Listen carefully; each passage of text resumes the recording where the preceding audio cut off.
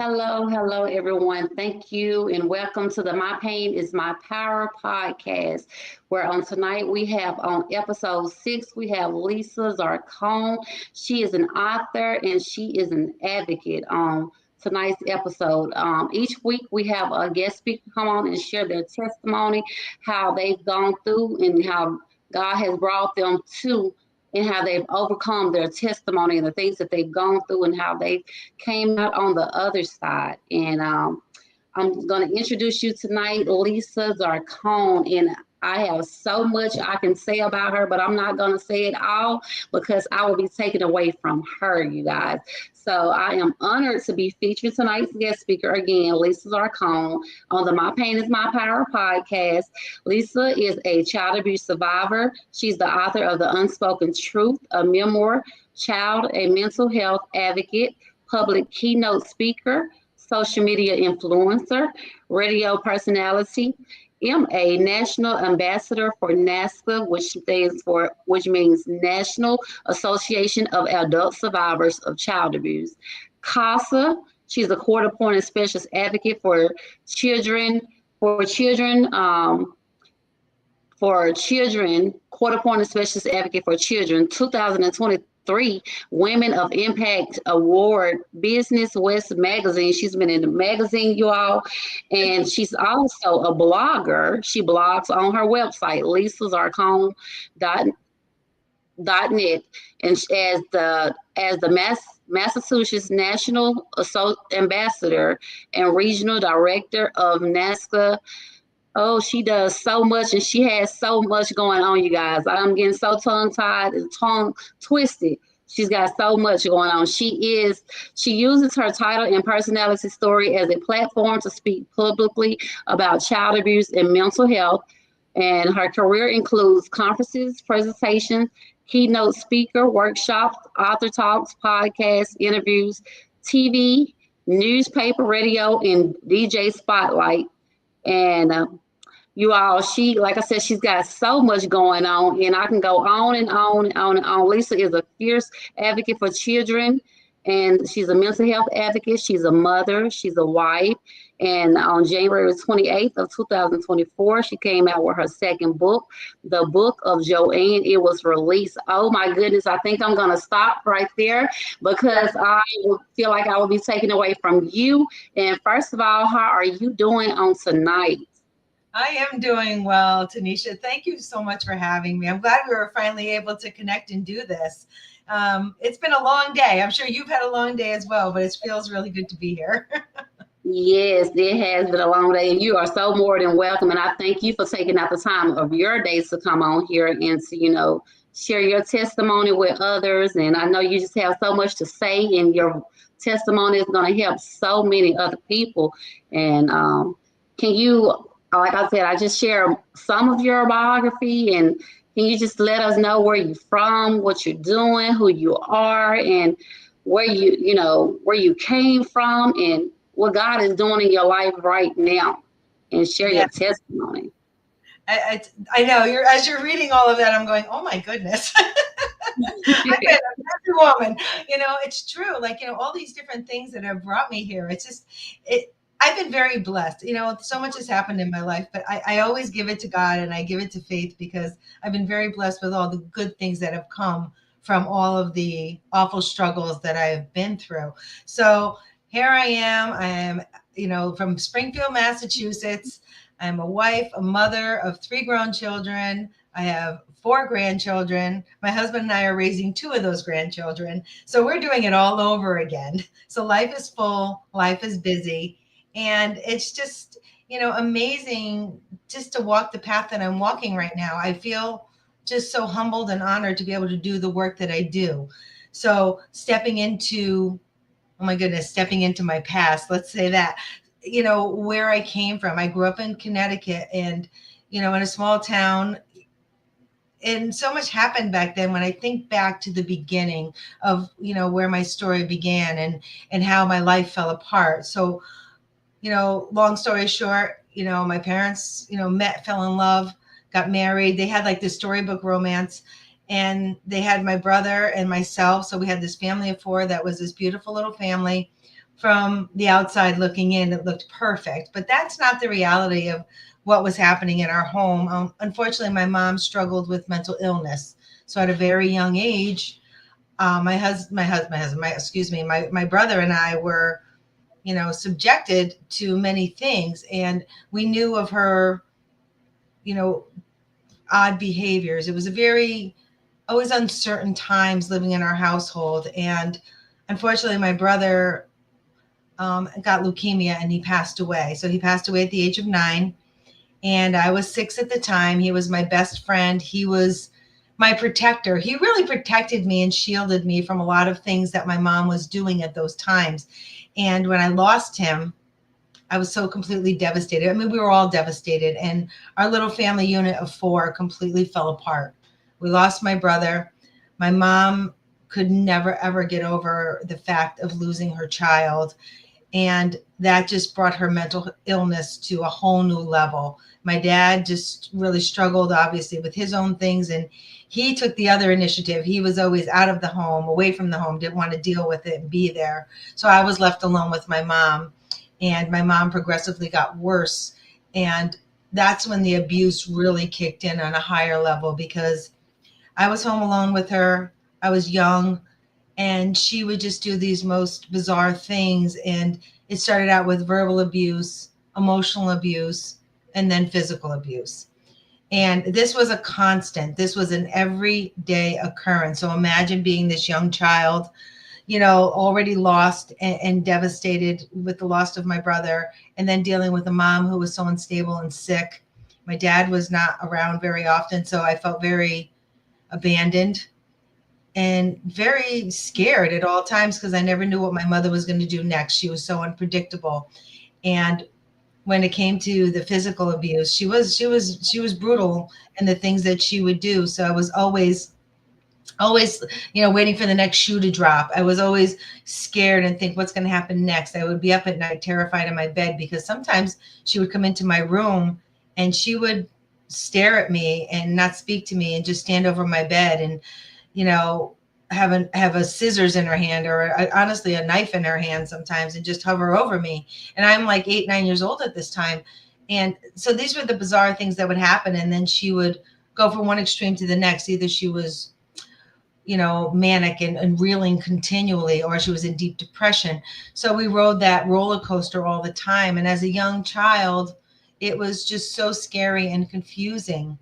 And, as life went on, my abuse went on for years. It's not like it was just a year or two. And I hate to say it like that. It's not that abuse is, abuse, but it wasn't just for a short period of time. This was an extended period of time, years upon years, that I was dealing with those types of behaviors in my home.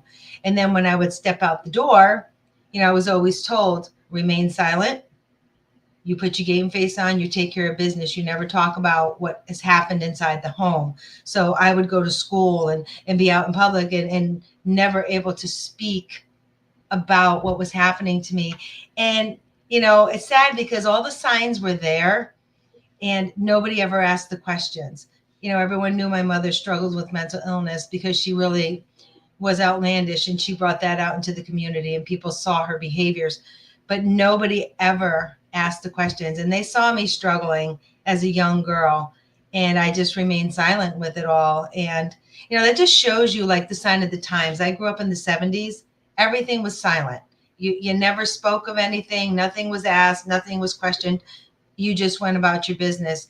And that's unfortunate and sad, because there was so many other children like me who were going through different things, and no one talked about it. We just were like these little vigilant soldiers that would go off to school every day, take care of our business, and then go home to a scary household. I used to call my house the house of horrors, because that's how I felt. When I would make my way up those steps to walk into my house, my stomach would instantly turn. I would get like hot flashes and panic mode, because I didn't know what was going to happen to me when I opened that door and walked through it. And every day was, excuse my expression, but like a crapshoot. You just didn't know what you were going to get and how bad it was going to be and what you needed to endure. So that went on for years. And unfortunately, my mother would bring a lot of unstable people into our home. and they would prey upon me as well. So I was not only battling my mom, I was battling strangers. My mom would think nothing of picking up somebody off the street who could have been homeless, alcohol or drug addiction, unsafe, unstable people that she would bring into our home, and she thought it was great. And I was the one being preyed upon. So I was getting it from all different angles. And again, looking to my dad or my family for support, and nobody was really there for me. So I had to endure those things alone. And unfortunately, because of that, I ended up being sexually abused by another abuser, because my mother just continued to bring these types of people into our home. So it was almost inevitable that that was going to happen to me. And it did. And it happened to me in a really horrific way.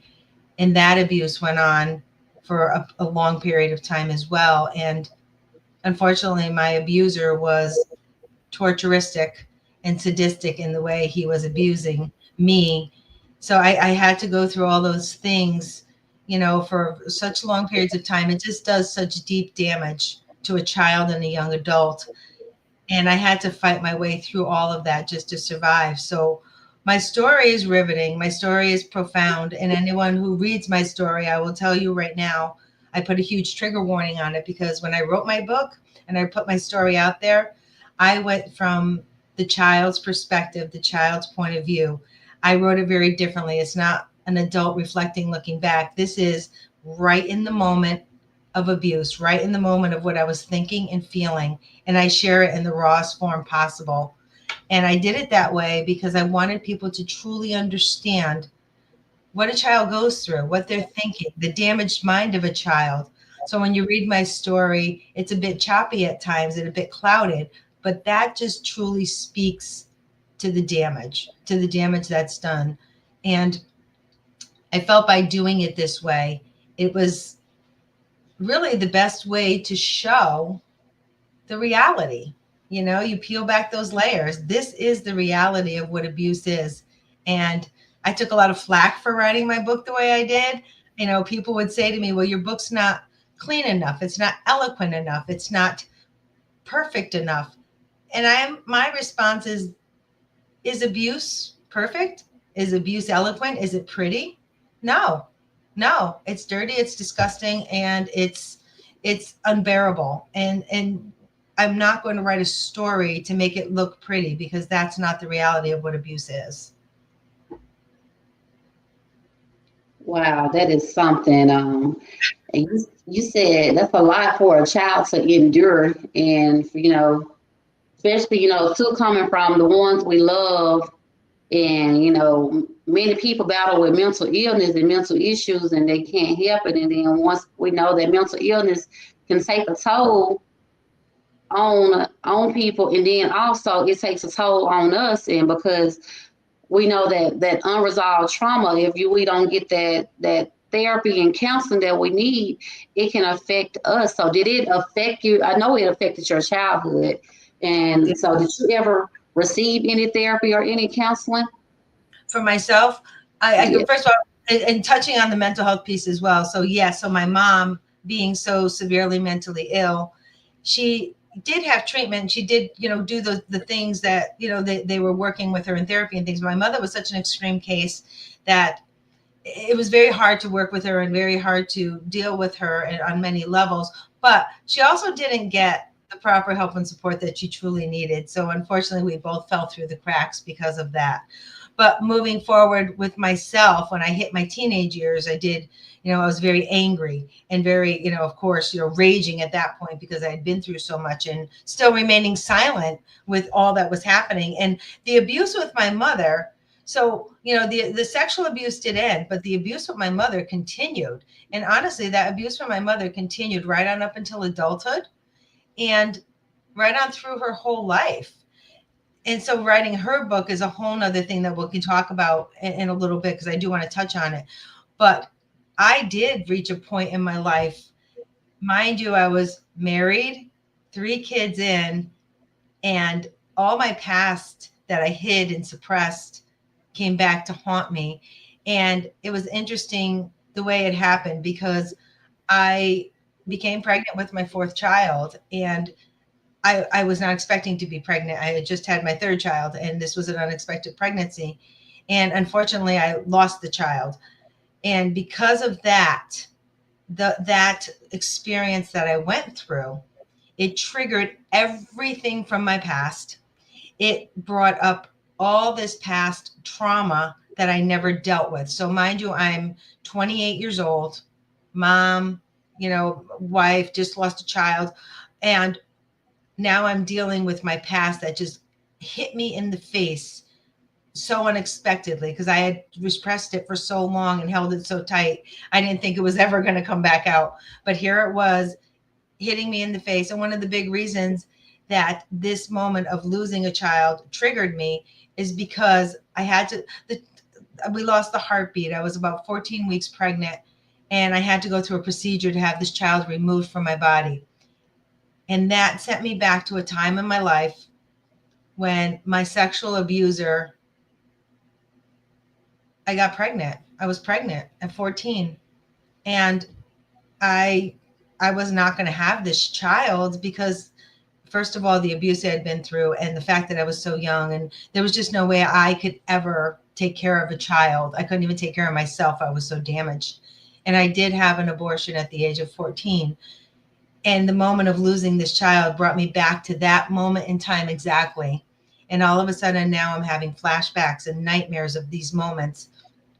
And I knew that I had to deal with it. That was my wake-up call to myself to say, Lisa, the time is now. You have to take care of yourself. You have to face this ugly truth and deal with it once and for all, because if you don't, you're not going to make it. And that's how I felt inside. I was crumbling inside. I was, every day get up, take care of my children, living my life, but I'm having flashbacks at the same time. So I'm like looking at my children and I'm seeing my past trauma at the same time. I knew it was the time to go to therapy. It was the time to face it. It was time to say the dirty words out loud, and it was time to fight that beast. And that's what I did. I did go to therapy. And when I shared my past, when I shared my story, it was like an explosion. It just all came out. And I had never really spoken about much of anything that ever happened to me. So hearing myself say those words was actually so validating. Just like, oh my God, this really did happen to me. I know it happened to me, but I never spoke of it. So it's validating everything that I've been through. And it was just such a roller coaster ride of emotions. And then I had to go share it with my husband, because my husband did not know all the details of what happened to me. He knew my mother's illness, obviously, because he knew my mother. He knew I had a person in my past that abused me, but I never told him details. I never went in depth because I couldn't say it. I couldn't own it. I couldn't put it out there out loud because I just was so damaged and hurt. I couldn't do it until I was really, honestly, in a sense, forced to do it. And it was the best thing that could have ever happened to me, is to be able to finally share my truth. Because once I did that, I was able to start my healing journey, which was such an important journey for me to take. And because of that, I saved myself. I've saved my marriage. I saved our children. I saved all of that because I could not be a good mom and a good wife and all those things that I wanted to be because I was so clouded by what my past had done to me. So I had to do the work. I had to own it. I had to do the work. And it was really painstaking and really hard. A lot of tears, just so much that went into that. But during the process, as I'm healing, I started writing. And I wrote and I wrote and I wrote. I journaled all my things, my feelings. And I did a couple of different stints in therapy, and I found another therapist moving forward. And this therapist was interesting because he had a different take on things from my first therapist, when they were both wonderful. They both gave me what I needed at that time. But my second therapist really helped me with the writing aspect. And he kept saying to me, write this down, let's do this, let's read this. And before you know it, he's like, you realize you're writing a book. You realize you're writing your memoir.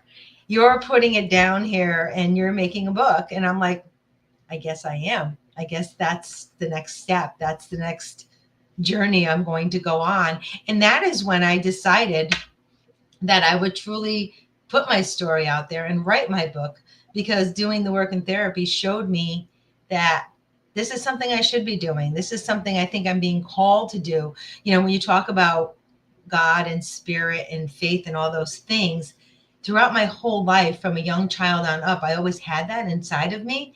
It was this really unusual piece that, I mean, I guess children, you don't really think of children like thinking that way, but I was always a deep thinker, and I was always feeling like God and spirit was always moving me and pushing me forward.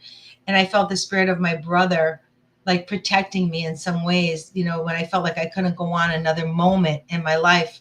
And there was a time when I wanted to commit suicide. I was, oh my God, 13 at the time.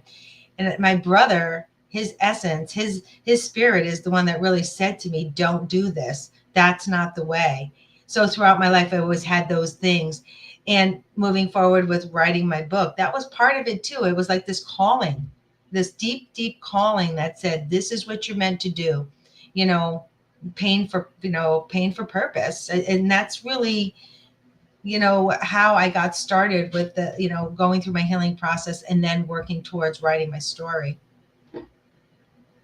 Yes, that's beautiful. Isn't it something how, as a child, you know, you're able to suppress all these things, and you're able to remember so many different things. And then as you get older, you're still able to remember these things, and unhealed trauma, unresolved trauma will bring all the, like you said, suppressed memories up and start causing the PTSD and all types of other, what mental health issues like the depression, anxiety, and bipolar, schizophrenic, just so many other different things as well like that. And you, like you say, you did start receiving therapy, and I heard you mention like peeling back the onion layers and doing the inner work. And that's hard, you know, for anybody who's been through trauma and abuse and loss and abandonment. I throw all those things in there because, you know, in my own story, my story is very complex. There was so many things that came together with that. And all of those things, when you do, like you say, suppress them, they eventually do come out. They seep out in all different ways in your life. And when you're having dysfunctions in your life and struggles, if you really think about why a lot of those things are happening, you tap back into your childhood and what's happened to you in your past and say, oh my goodness, this is reasons why these things are coming out, and they're showing themselves at this point in time. And we have to deal with them, because if we don't deal with them, you cannot move forward. You can't heal. You have to look at it, as hard as it is. And the healing journey is messy. I mean, you know, there's no way around that healing journey. It's messy. It's, you know, awful. I call it taming the beast. That's what I've named it, taming the beast, because that's what you have to do. You have to tame the beast of your past and those things, and go through it one by one, and move forward and take each piece apart and heal from it and keep pushing. And that's, you know, such a huge message I always send out to people. Don't give up. Keep pushing forward. Take it piece by piece. You're going to get there. And, you know, it's a never ending journey, because I'm still on a healing journey. We hit different levels as we go along, but there's always things like the pings of the past that always like randomly show up. And then you're like, oh, okay, now I got to look at that. And it's like, you have to, you know, you have to stay vigilant with that, and to take care of yourself, do the self work, do the self care. Yes, that's beautiful. And like you said, the journaling and start writing things down. And you said journaling helped you out a lot. When did you start journaling?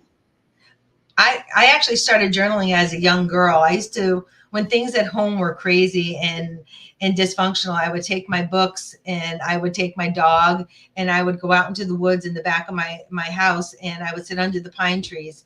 And I think about that. That was like so therapeutic, because I would smell the pine trees. I would be in nature. It would be quiet, and I would take out my books and I would write, I would draw, I would, you know, write poetry. And as I got a little older, then I started journaling. So my teenage years, I started journaling my thoughts, my feelings.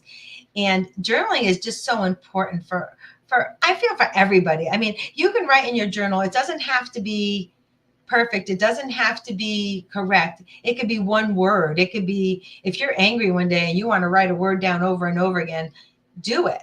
Or write just your thoughts in those moments. It's just how you're feeling and what you've been through. And it's so important to do that, because when you do it, you're validating your own self, your feelings, your thoughts.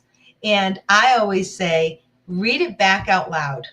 Because when you read your own thoughts out loud to yourself and you're hearing it, it validates and solidifies all that you think and feel. And it's important to do that, because it really helps you to truly understand, why you feel the way you do, and that you are important. Your words are important. Your thoughts are important. You matter. And I really, truly believe in that. Journaling, I'm really a big believer in journaling. You never have to share it with anybody else if you don't want to. It's just for you. But I always encourage people, do it and read it out loud to yourself, because it's amazing what you'll learn about yourself along the way.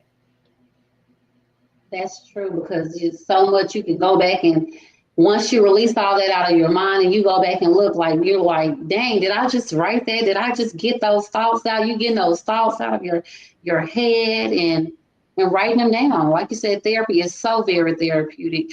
And when you were 14 years old, did your abuser ever get locked up? No, no, no. It's unfortunate that my abuser went on to abuse many other people. No, my abuser. So I was 13 and he was 15 at the time. He was a young man that used to live in our neighborhood, left, and then came back and befriended my mother. My mother brought him into our home, and my mother was like, oh, he needs to be your boyfriend. And I'm like, no, I don't want him to be my boyfriend. I don't want a boyfriend. So my mother was sometimes with her mania, she was very sexual, and she would like push that on to me. And I was just a young girl, and I was like, I wanted no part of any of that. But her and him had this connection because he was mentally ill as well, and they fed off each other. So he became this staple in our household, and he like came in and claimed the household. And when he did that, he claimed me as well. I had no say. I had no control. I was already this damaged kid, and I couldn't get beyond it. So he took control, and he, started out verbally abusing me, him physically abusing me. And then when the time was right, he took his chance and sexually abused me, and he raped me. And his abuse was very, again, torturistic. He enjoyed the torture more than the sex.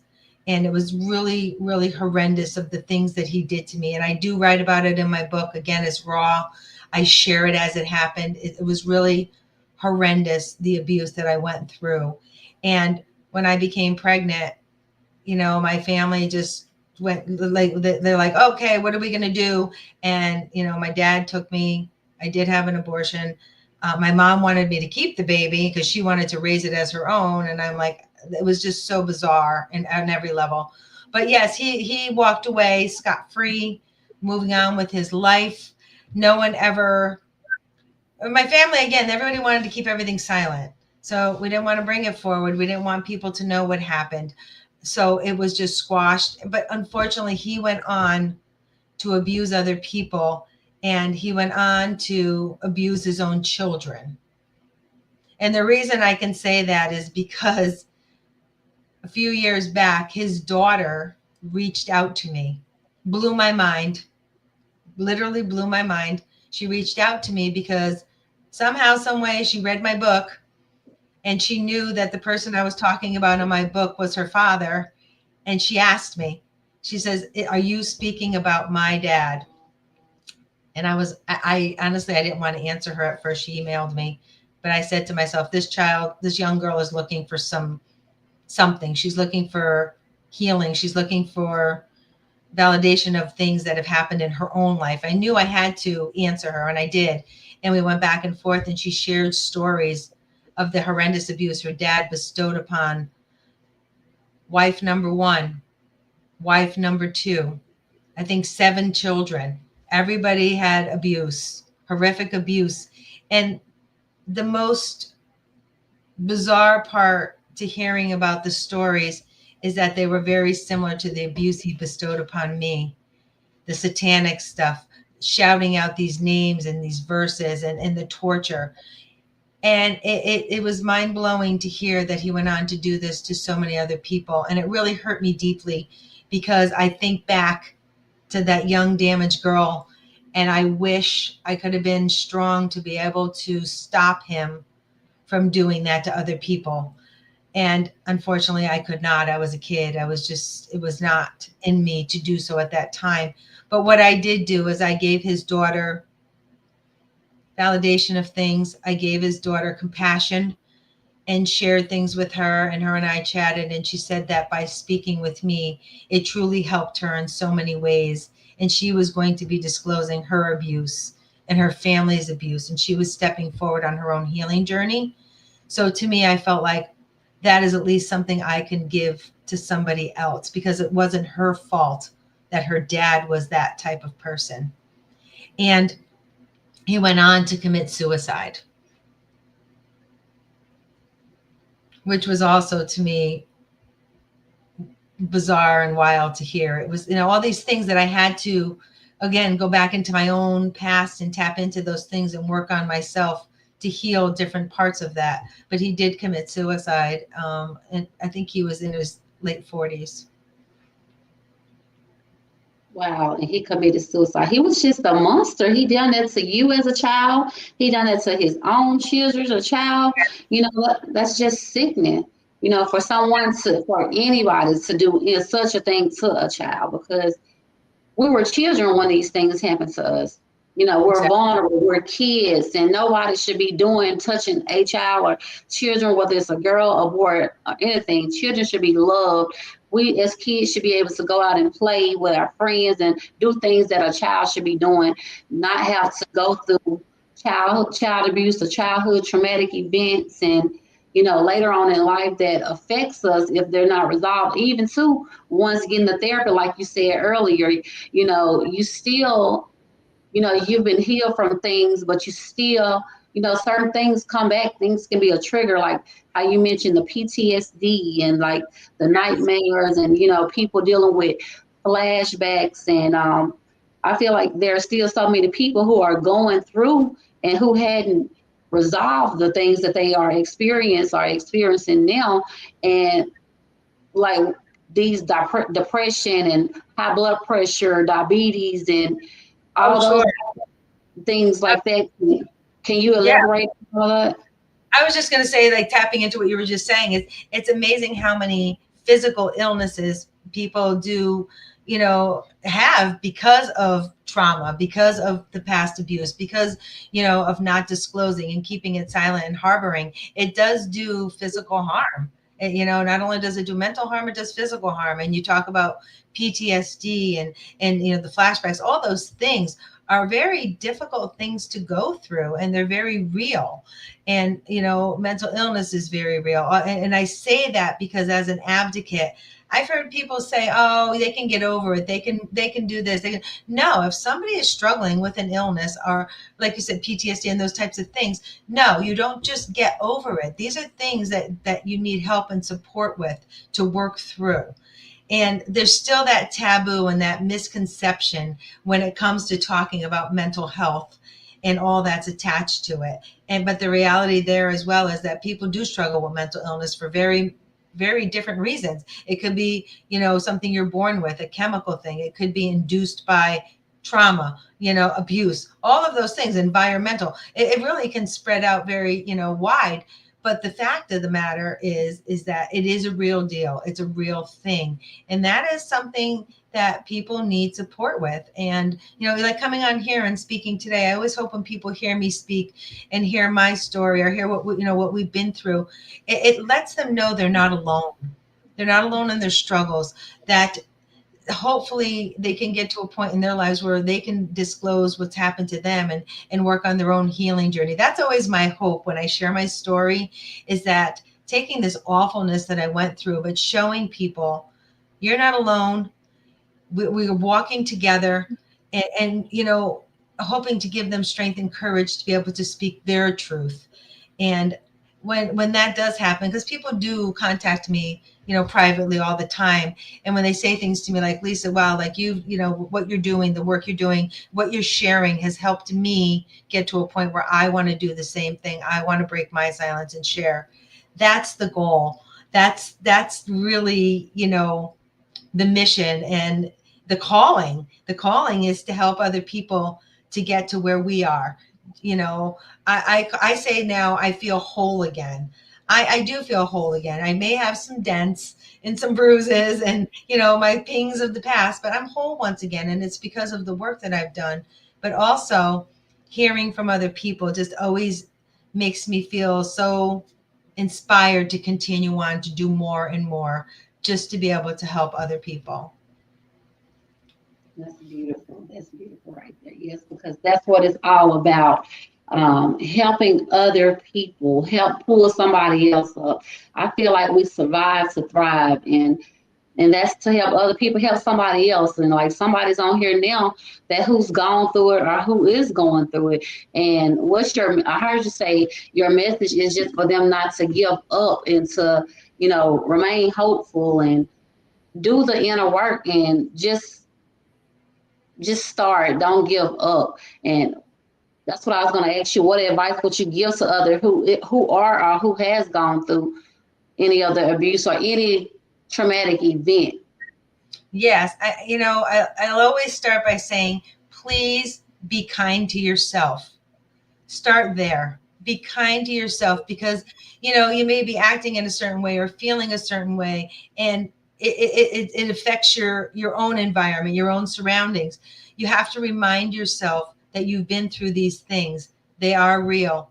Be kind to yourself, because your body absorbs it all. You're struggling in those ways. Take care of you and nurture yourself, and remind yourself that you are worthy of good things. You are worthy of wonderful things in your life, and you can get there. You have to start at the beginning. And I say that all the time. When you go on your healing journey, you have to go back to the beginning.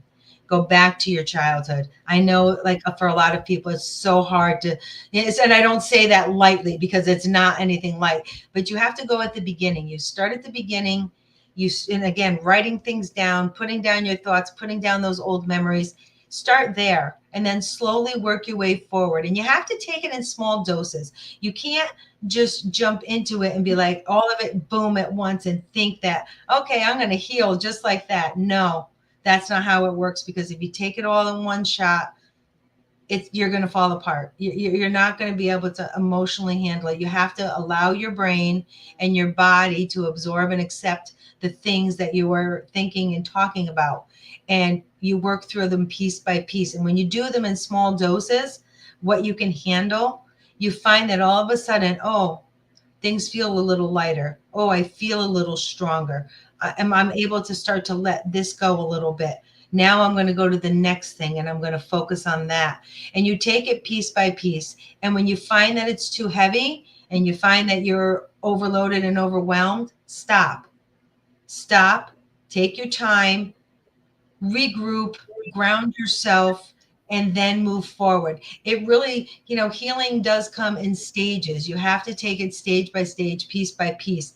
And when you do that and you're making your way, you start to feel like you're succeeding, like you're doing it. And the more you feel that, you need to celebrate those good moments. It's like, oh my God, like I've worked through this, and now I'm going to tackle this. And it does. It's piece by piece, stage by stage, moving forward. And before you know it, you're on your way, and wonderful things start to happen. You start to see life through a different lens. Things become more clear. That clouded view is parting little bits at a time.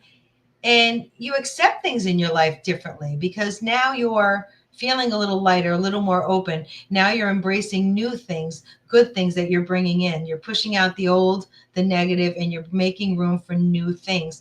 And that's the key to all of it, is to keep going, keep moving forward, take it little steps at a time, and embrace the goodness as it comes. So, that's the message I want to send out there. You're worth the effort. You are worthy of good things. You deserve better. And that's what you strive for. You strive for that inner healing. And always keep the faith. I know it's hard at times to keep the faith when you feel like dark and tired and just mentally exhausted. It's hard to hold on to that faith sometimes, but that's when you have to really dig deep inside of you and say, nope, I got this. I'm going to keep going. I know that this is going to get better, and just keep reminding yourself of that. Yes, thank you for that. Thank you. I keep hearing forgiveness. I keep hearing forgiveness. The forgiveness that you had to, like, what was forgiveness like? Have you forgiven, or like was it hard for you to forgive? That's an interesting one. I'm glad you brought that up, because first of all, forgiveness is a really hard subject to talk about, because a lot of people are like, whoa, we're not forgiving. There's no forgiveness here. So I say forgiveness is a very unique journey in itself. Be up above and beyond the healing. Forgiveness is its own entity, because we all find our own ways of forgiveness, or what we would allow for forgiveness. And sometimes forgiveness doesn't happen. And that's okay, because again, everyone has to go on their personal journey with forgiveness. But for myself, what I did, as I worked through my healing journey and got stronger, I wrote my books, I've done these things, and I wanted to take it to another level, because I did want to find forgiveness. I made that choice for myself. And I think that's a key too. You have to make that choice. Do you want to work on forgiveness? And that comes from within. So for myself, what I did is I decided that I would look through the eyes of my abusers. I was going to go through it from their perspective. So when I think of the abuse that happened in my life, my mom, of course, was one of my main abusers. And my dad, for the fact that he just did not step up the way he should have to protect me. He was in his own world of misery, and he really left me behind. I was abandoned. And my sexual abuser. So those are the three key people that I wanted to work on forgiveness and understanding. So what I did is, one by one, I walked in their shoes. I looked through their lens of their life, of what they went through, and how it came to a point that they abused me. So with my parents, I really looked at their life from young, adults on up to when they were married, had us, and knowing their past, knowing their history, I was really able to grasp why things fell apart for them, why everything fell upon me. And it was in that all of that I did find forgiveness for my parents, because I also found empathy. I found compassion for my mom, who was mentally ill from childhood, and what her struggles were, her own generational abuse, her own generational mental illness. My dad, who struggled, after losing my brother and losing his wife. My dad always said the day that we lost my brother, he lost his wife the same day. They both died on that day, because my mother was never able to recover. So my dad went down a dark path of anger, and angry at the world for losing his family, tearing his family apart, and his own struggles. So in all of that, and walking in their footsteps, I was able to find forgiveness for both of my parents for what happened to me. It doesn't make it right. They made, there was a lot of mistakes made, a lot of poor choices, but I understand why it happened, and I understand the bigger picture, and that did help me find that forgiveness from my parents for what they did to me. With my sexual abuser, that was really, really hard. That was such hard work to do, because I had to tap back into his history as a young child, and find out information about him. Some things I knew, some things I didn't. He was abused as a child. His parents were alcoholic and drug addicts. His mother sexually abused him. This is all before I ever met him. He had mental illness. In that piece in itself, I found empathy for the child who was so abused that he unleashed his anger and his torment onto me, an innocent victim.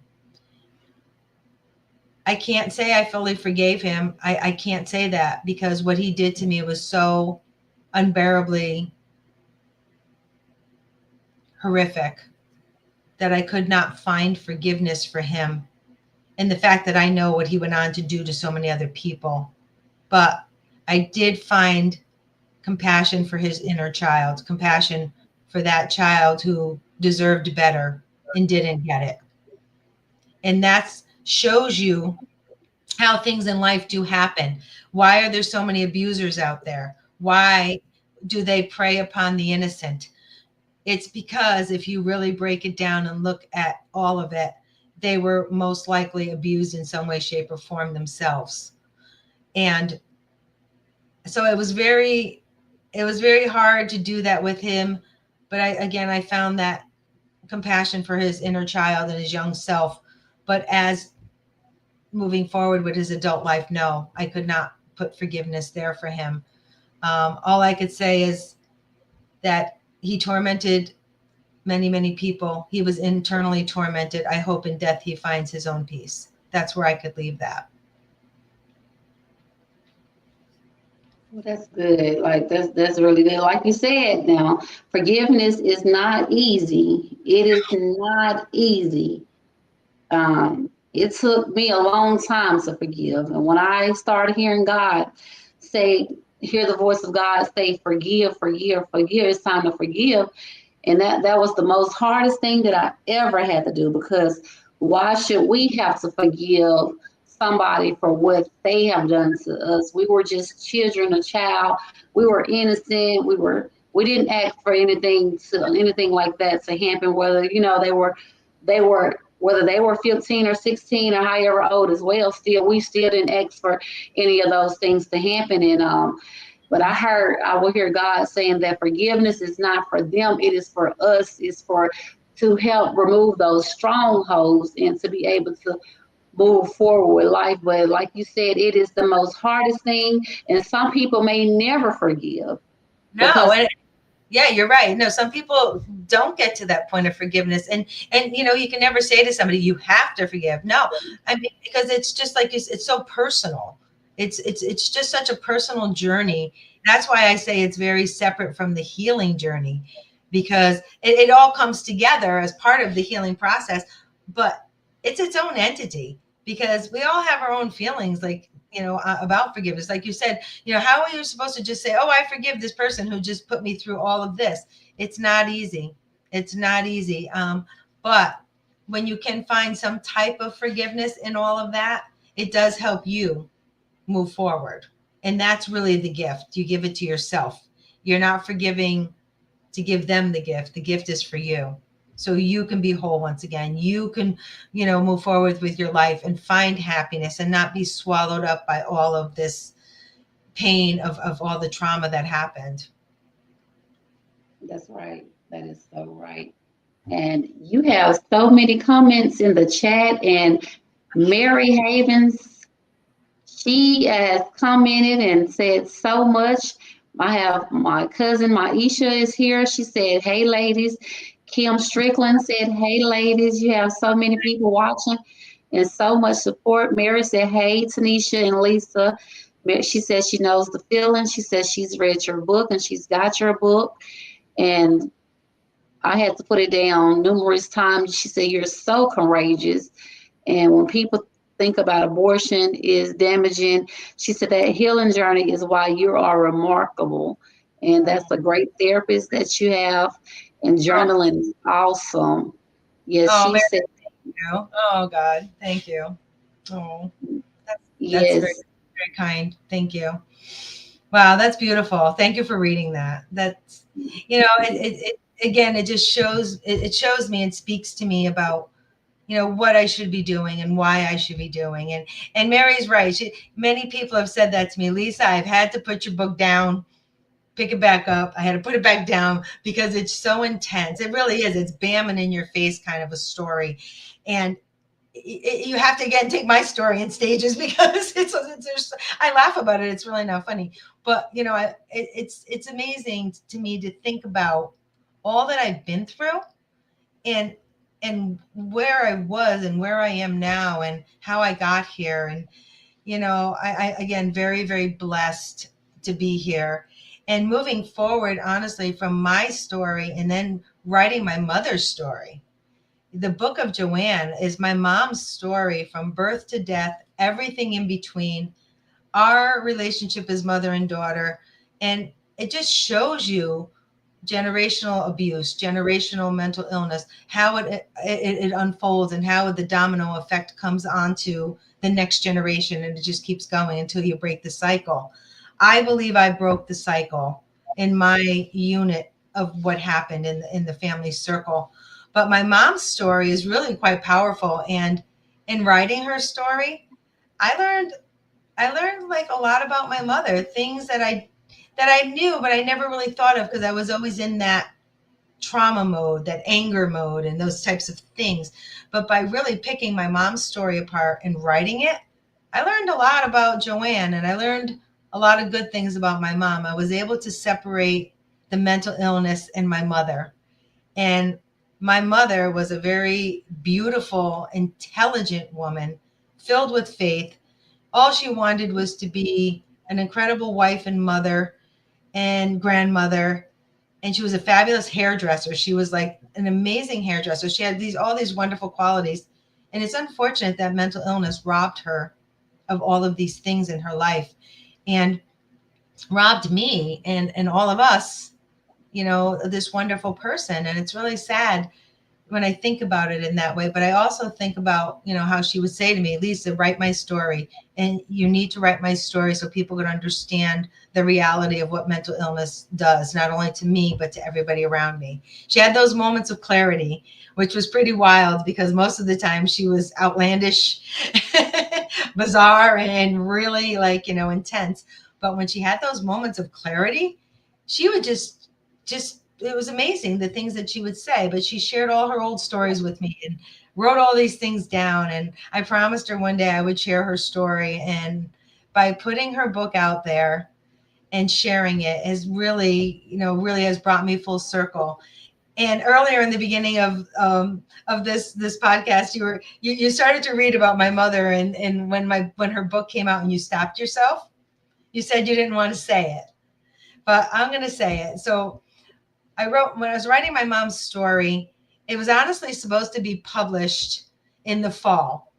And we just kept getting delays and things were happening. And I'm like, I was so frustrated. I'm like, this story has to come out. Like, I need to get this done. And then my publisher says to me, I have your release date. And I'm like, when is this happening? And he says to me, January 28th. And I have chills right now and I cried because my mom passed away on January 28th, 2014. And my book came out January 28th, 2024. And the other significance to that is my mom's birthday is June 24th. So you have her anniversary date and her birth date wrapped up in the day of the release of her book that was totally beyond our control. Is that fate? Yes. Because she knew her story needed to be told. She wanted it out there. And what a way to come into the world in a whole nother fashion. There's my mother in her big light. It was really such a powerful moment. And I cried. I knew it was her saying that she was proud and she knows that I finally was able to achieve this goal for the both of us. Yes, that's most definitely fate. Wow, that is something right there. It is something. That is really something. Yes, it is. I mean, her book was supposed to come out. It started out in September of 2023. Then it was pushed to October. Then it was pushed to November. And we had all these delays. And I'm like, okay, what's happening? Then, of course, once we came into December and Christmas, it was, just okay. And then when my publisher reached out to me, it was right after Christmas and said, we're pushing forward. We're going to get a release date. And then, boom, he said the release date. And I was just blown away. I was just, it's the way, and I guess it had to be, I think my mother was always in control of how she wanted things to happen, even if they weren't right. But she made this right in such a beautiful way. I think it was just her way of saying thank you. Thank you for helping her and getting it out there, like you said, when she was may have been battling one thing here, but on the other end, she was a good person. She just, when she was in that clarity and that mindset of clearness and clarity. And where can we get your book from? Where can people purchase a copy of your books, and how can people reach you? And if others want to connect with you and have you on their podcast and just to stay in touch. Yes. So I always tell people, reach me on my website, lisazarcone.net. If you go onto my website, I blog all the time. There's wonderful blogs, all the information about my stories, my books, poetry. You can reach me there. I am all over social media. I always say, Google Lisa Zarcone, you're going to find me. I'm everywhere. But definitely reach out to me. I answer everybody who writes to me. I have to tell you that. I make it my mission to make sure that whoever writes to me, whether it's through Facebook, LinkedIn, Instagram, on my website, I make sure that I respond to everybody because I feel it's so important to do so. If someone is taking the time to, connect with me, I'm going to give them all of my attention. So I always say, write to me. If you have thoughts and things about my books, my stories, you can find my books on Amazon, Barnes and Noble, online. You can just, get onto there and purchase my books. They're in Kindle, or paperback. But I'm really, really proud of both of these stories. I share them for purpose. I share them to advocate and to bring awareness to these strong topics of child safety and mental health. They're just so important to continue to speak about, and I wrap in there, we talk about domestic violence, you talk about suicide prevention, PTSD awareness, all of those things, they all come together and are connected. So I hope people will, get onto my website, check it out, read more about, who I am, what I do. I love talking to people. I love sharing. So I'm always open. I'm a very open person. After sharing my story, I can't be anything but open because I really put it all out there.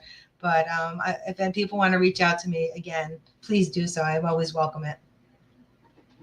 Thank you. Thank you so much. Yes, y'all, please reach out to Lisa. Go to her website. I have added it in the comments. Also, I'll be sharing it as well.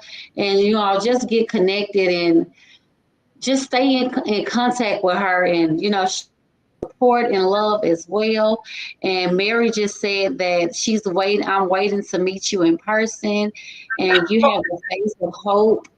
And yes, she is just supporting and commenting and just showing so much love. And she said she just cannot wait to meet you in person. I know we've talked about it. Barry and I have been connected for a long time, and we've always said that we're one of these days we got to meet in person. She's the travel bug. That girl can travel. She's traveling. She does a lot more traveling than I do. God bless her. But yes, one day we're all going to have to meet. We should all be meeting up at some point. Yes, I can't wait to meet you and her either, as well as others. And it's amazing how we connected through NAASCA, the organization, and that's a beautiful organization as well. That's where I broke my silence at. It was through NAASCA because I was hopeless. I had suicidal thoughts. I never attempted, but I had the thoughts, and and I just thank God for the organization and to be able to connect with other people, other survivors like you and Mary and other people as well. And I just thank you so much for, your yes and taking out the time of tonight and sharing your testimony. And I know you touched me.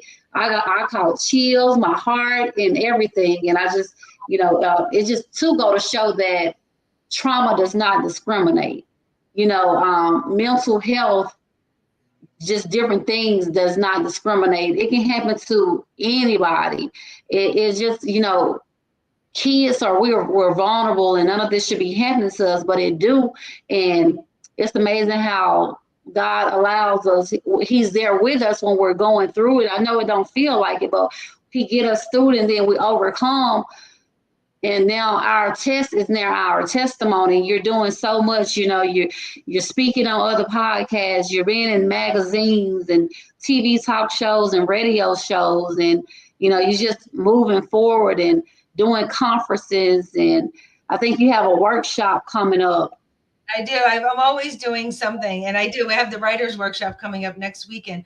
But it's important for us to do these things. Like, you're out here doing what you're doing as well. We speak about it. Anyone who wants me to speak, I'm always speaking somewhere because it's just so important that we keep this dialogue going, that we keep talking about it. We keep pushing it out into the world because they want to squash it. There's still, again, they call it the taboo subjects. We have to make this real conversation, give people safe spaces to disclose, their abuse and the things that have happened to them. I remember your show.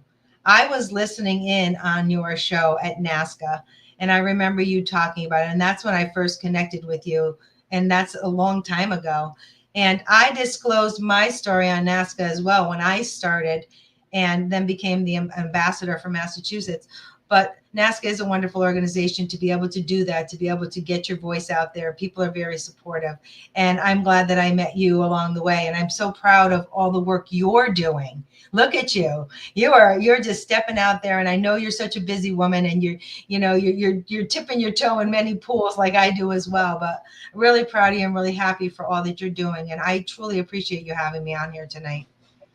Yes, ma'am, you're welcome. And I thank you so much. Yes, I broke silence. It was July 3rd, 2021. I never forget it. And since then, I haven't looked back, and I've been moving forward. And now here I am. I'm interviewing you. And at one point in my life, I didn't know if I was going to comment.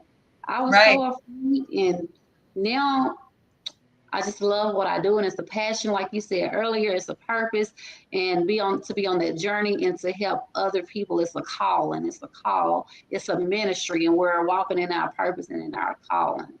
We are walking in our calling. You're right. It is a ministry because the more we do this, the more we touch the lives of other people. Hopefully they'll be able to push forward and heal.